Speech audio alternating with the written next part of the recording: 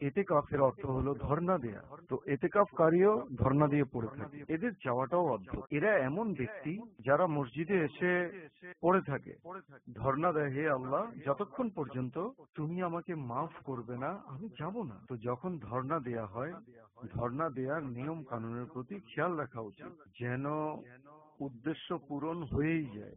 এই জন্য মসজিদে যখন ধর্ণা দেবেন তখন তার আদবের প্রতিও দৃষ্টি রাখতে হবে, পাশাপাশি এর পরিষ্কার পরিচ্ছন্নতার প্রতিও লক্ষ্য রাখতে হবে। স্বাভাবিক মসজিদের সাথে পরিচ্ছন্নতার সম্পর্ক, মসজিদকে পরিষ্কার রাখা, সুগন্ধিময় রাখা, এগুলো সব পবিত্র হাদিসের নির্দেশ। কোরআনে কারিমেও রয়েছে যেন মসজিদকে পরিষ্কার রাখা হয়। ইতিকাফকারীদের জন্য যদি কারো মুখ থেকে দুর্গন্ধ বের হয় তবে মসজিদে প্রবেশ করা হারাম। এভাবে ঘামের দুর্গন্ধ আসে, অনেকের কাপড় থেকেও দুর্গন্ধ বের হয়, তার অনুভূত হবে না, তার সয়ে গেছে, অন্যদের লাগে, তার ইতিকাফ করা উচিত নয়। এভাবে যদি কারো ফোড়া হয়, শরীয়ত তাকে বাধা দেয়, এমন ফোড়া যা থেকে দুর্গন্ধ বের হয়, মানুষের মনে ঘৃণা জাগে, এমন লোকদের মসজিদে আসার অনুমতি নেই।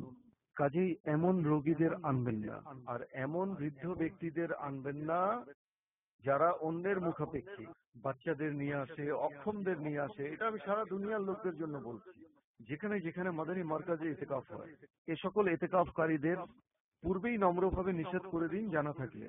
আর যারা নিয়ে আসে তারাও যেন শুনে যায়, এদেরকে আনবেন না। এভাবে মসজিদের খেয়াল রাখ এবং পরিচ্ছন্নতার সাথে সাথে কথা বলার ব্যাপারেও সতর্ক থাকুন। মসজিদে এসে দুনিয়াবি কথা বলার অনুমতি নেই। ইতিকাফকারীদের প্রয়োজনীয় কথা বলার অনুমতি রয়েছে, যদি অপ্রয়োজনে করে তবে তার অনুমতি নেই।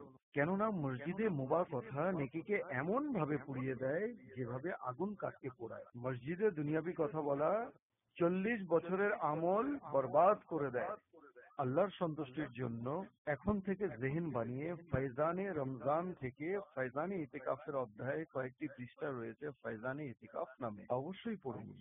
না পড়ে আসলে আমার মনে হয় অনেক ভুল করবেন আর সময়ের আগেই আসবেন। যদি দেরিতে আসেন, ফয়জানে মদিনাতে আগত এক এক ব্যক্তিকে চেক করা হয়, মাল চেক করা হয়, আরো অনেক প্রক্রিয়া রয়েছে, তাতে বহু দেরি হয়ে যায়। যদি আপনি ফয়জানে মদিনায় ইতিকাফ করেন, আমার পরামর্শ হলো 1-2 দিন আগেই এসে পড়ুন।